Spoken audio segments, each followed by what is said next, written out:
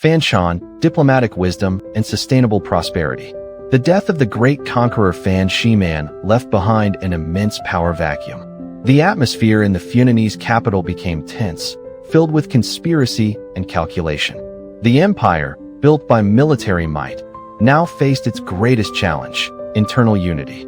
It was during this chaotic period that a new figure emerged, not through the talent of conquest, but through wisdom and a completely different strategic vision.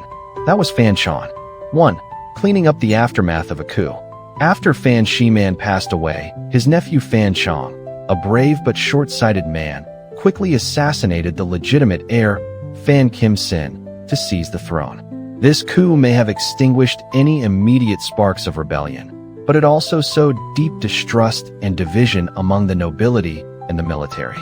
The generals who were once loyal to Fan Shih-man now had to serve a usurper. The empire's stability was merely superficial. Fan Shih, then a general under his uncle Fan Shih, witnessed it all. History does not record his motives clearly, but perhaps he realized that Fan Shih's brutal and illegitimate rule would soon push the empire into the abyss. Or perhaps he himself was an ambitious man who saw an opportunity in the chaos. In another coup, Fan Shih overthrew Fan Shih. He ascended the throne not as a liberator, but as the final victor in a bloody chain of power grabs. The burden on his shoulders was now enormous. How to heal a fractured empire and prove that his reign would offer a different future. 2. The wisdom of a peacemaker. Fan Shih deeply understood a concept that great empires often face: imperial overstretch. Fan Shih-man's empire, while vast, was not yet firmly consolidated. Continuing a policy of warfare just to maintain territory would exhaust the treasury and incite resistance from the conquered regions. Instead of continuing the policy of using war to feed war, Fan Shih introduced a new ruling doctrine: using trade to foster peace, and using peace to protect trade. He began by consolidating power from the center, likely by eliminating opposing factions and bestowing favors upon his supporters. At the same time, he allowed the port cities and commercial centers to operate with greater freedom. Under his rule, the port of Oceo was not just a military base, but truly became a world city of the ancient era. Imagine a market in Oceo at that time. Indian merchants in colorful robes bargaining for precious silk from China, suntanned sailors from Malaya exchanging spices for Funan's exquisite pottery, and somewhere, gold coins from the Roman Empire being used to purchase glassware from Persia. This prosperity was the foundation of Fan Shih's power, a form of soft power more potent than any sword. 3. The mission to China and its priceless return. The crowning achievement that best expressed Fan Shih's strategic vision was his decision to proactively establish diplomatic relations with the Eastern Wu dynasty, one of the 3 powerful kingdoms in China's Three Kingdoms period. The context was perfect. The Wu Emperor, Sun Quan, was stuck south of the Yangtze River, blockaded by his 2 powerful rivals, Chao Wei to the north and Shu Han to the west. The traditional Silk Road to the west was completely cut off.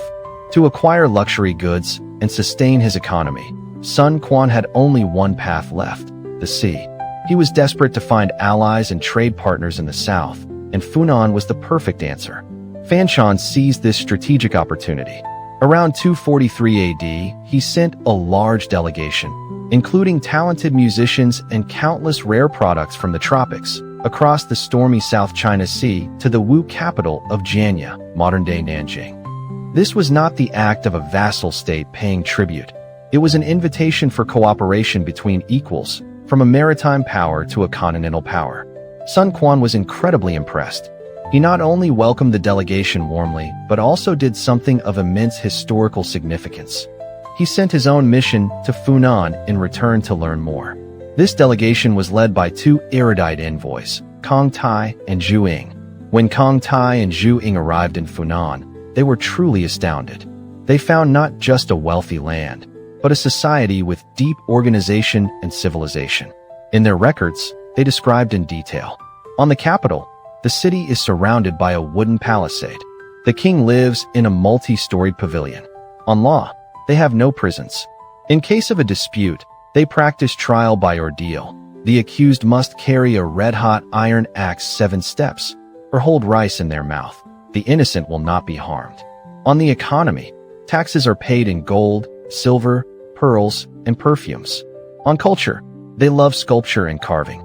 They have books and archives, using a script of Indian origin. These records, though only fragments of the originals survive, became an invaluable source, allowing us today to visualize the splendor of Funan.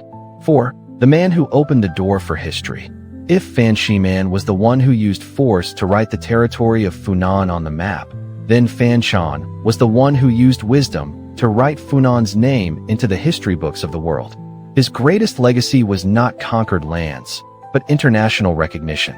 By establishing formal relations with China, he elevated Funan's status from a regional empire to a respected kingdom on the world stage. This relationship ensured the safety of trade routes, bringing stable prosperity for generations. And perhaps, unintentionally, his greatest legacy was information. Without the journey of Kang and Ying, a direct result of Fan Shih-man's diplomatic policy, much of Funan's glorious history might have been lost to the dust of time. He proved that for a nation to be remembered, the voice of a diplomat can sometimes echo much farther than the roar of an army. 5. The final golden age, the era of culture and religion. After the diplomatic era of Fan Shih-man, the history of Funan entered a fascinating period, marked by an even deeper influence from the Indian subcontinent. This was a time when power was measured not just by territory or gold, but by religious scholarship and artistic sophistication. The second wave of Indianization and the ascension of Kandinya II. Around the end of the 4th or the beginning of the 5th century, a symbolic event occurred. According to the Chinese book of Liang, a Brahmin, Hindu priest, from India named Kandinya II arrived in Funan, having followed a divine prophecy from a dream that told him to rule the kingdom.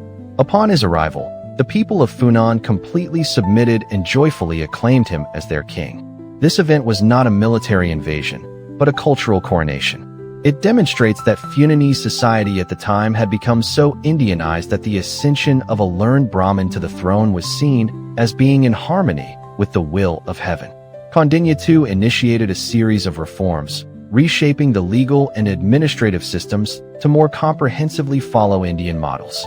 He brought a new cultural wave, deeper and more complete, laying the foundation for a golden age of art and religion. The zenith of sculpture and architecture. This was the period when Funanese artisans reached a masterful level of skill. Under royal patronage, a series of Hindu temples and Buddhist stupas were erected. Archaeological sites at Go Thap, in Vietnam's Dong Thap province, or Angkor Borei, in Cambodia, have revealed the foundations of large architectural structures made of brick and stone. Sculpture, in particular, produced masterpieces. Statues from this era exhibit a pre-Angkorian style, deeply influenced by the Gupta art of India, yet still radiating a unique, powerful, and vibrant beauty. Hindu statues. The most prominent were statues of Vishnu, with his benevolent smile and familiar attributes: the wheel, chakra, conch, mace, and lotus. Alongside these were statues of Harihara, a deity who is a fusion of Vishnu and Shiva, representing a unique religious harmony. These statues were not only objects of worship, but also symbols of the king's power and protection. Buddhist statues. Mahayana Buddhism also flourished in parallel. Numerous statues of the Buddha and Bodhisattvas, made of wood, stone, and bronze, have been found, indicating a diverse and tolerant society. Funan became an important religious bridge, where monks from India and China would meet to study and propagate their teachings. The dominance of Sanskrit. During this period, Sanskrit became the official language of the court and the clergy. A series of stone steles were created, inscribed with Sanskrit to record royal edicts, religious ceremonies, or the merits of noble figures. The widespread use of a classical and complex language like Sanskrit indicates that Funan possessed a learned intellectual class, including poets, philosophers, and chroniclers. It was they who helped create a civilization that was brilliant not only in material wealth, but also in its spiritual and intellectual life.